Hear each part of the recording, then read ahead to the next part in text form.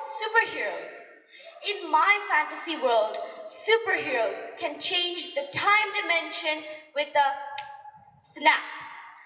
Wear dazzling, vibrant outfits and high-knee boots of multifarious colors, and even fly to save others. But if I try, definitely will leap into a gutter. But where are those superheroes? Trust me, people sitting beside you are superheroes. Believe me, it's not magic, it's reality. Just an introduction for my friends to understand. In a magical school with a chamber of secrets lies a hidden power under the surveillance of the serpent, as shown in Harry Potter. He spells his magic powers, unleashes his potential, and becomes a hero.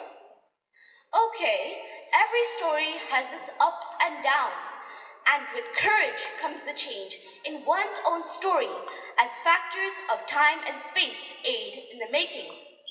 I could build my own story on the border between my imagination and reality itself.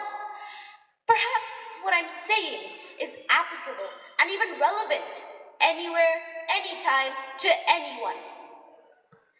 The heroes that I know today have taught me how to be calm in the face of danger, that even in a dark storm, a light could break through, shedding a sense of hope, faith, and a special ingredient. That I will talk later.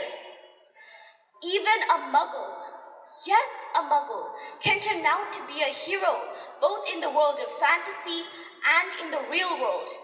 Believe me, during COVID, I have seen my heroes with no special power, but powerful enough to put our fantasy world back in the bookshelves. So, do superheroes live in our society? Yes, they are there, right there. We never realized, observed, nor identified them. We just need to come out of our fantasy cocoon and hug them.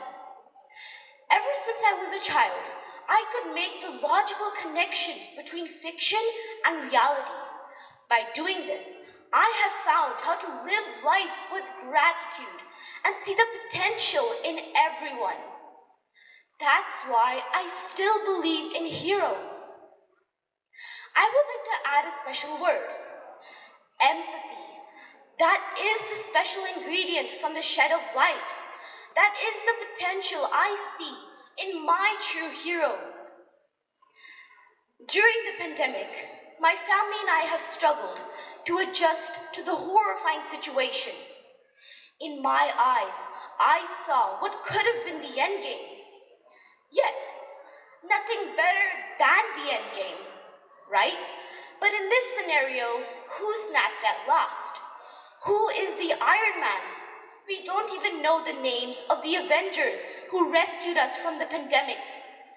It is the collaborative upright stand that I felt during this rampant, starting from scientists, doctors, emergency staffs, you and I who played our roles.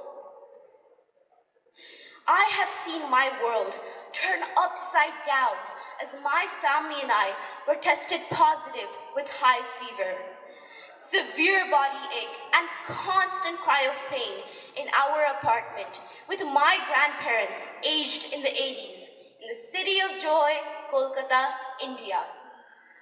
Who is going to look after whom? The rat race of temperature had begun.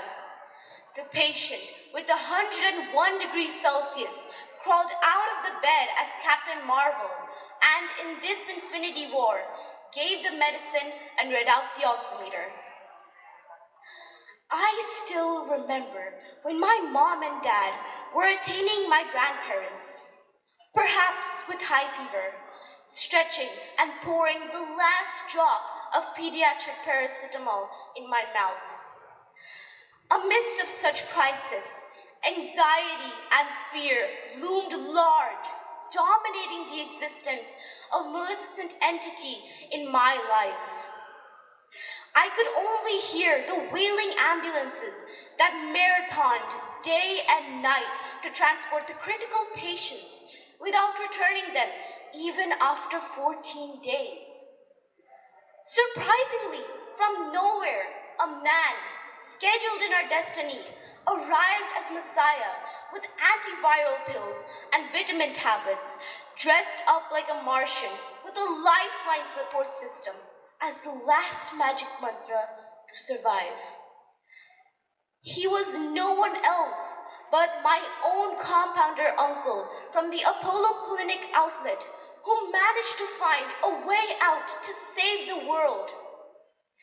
Trust me, I saw empathy in his eyes that spread faster than the pandemic, and especially between the gateway from fiction to reality is where I took my stance to fight back the dark clouds. The pandemic itself, with all the empathy I could develop. The takeaway here is, in the real world, not all heroes wear capes. It is only by developing a simple thing, empathy. A very simple yet small thing that can do a million wonders. So, why don't we be the heroes with our small medic kit named empathy to cure our community in short and the world at large and be the hero? Thank you.